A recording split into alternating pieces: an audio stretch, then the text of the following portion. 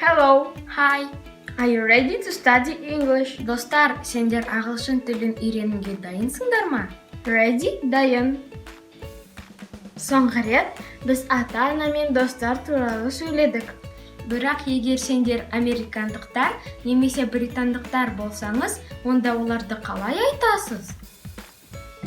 Father, әке. Бірақ егер сендерге жаңа iPhone керек болса, онда daddy немесе dad. Ол әкешім. Mother, ана. Бірақ егер үй жұмысымен көмек керек болса, mommy немесе mom. Ол анашым. Mommy, мен ауырып қалдым деп апаға жазыңызшы. Brother, іні. Sister, қарындас немесе сіңілі. Uncle, аға. Aunt, тәте. Барлық қариялар ол grand болады. Grandfather ол ата, grandmother ол әже. Тағы да grandpa немесе grandma деуге де болады. Ал ата-аналарыңа сендер кім боласыңдар? Ол болсаң son, қыз болсаң daughter. Ал ата мен әжелерге сендер де grand боласыңдар. Бірақ grandson және granddaughter ол немерелер.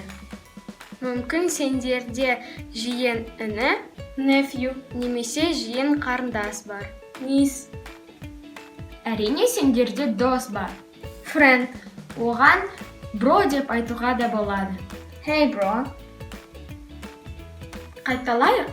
Daddy, mommy, sister, brother, uncle, aunt, nephew, niece, grandmother, grandfather, son, daughter, grandson, granddaughter, friend.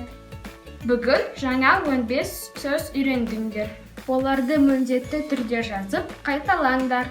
Сендер аналарыңды mother немесе mommy дейсіңдер ме? Комментарий жазыңдар. Келесі кездескенше. Bye-bye.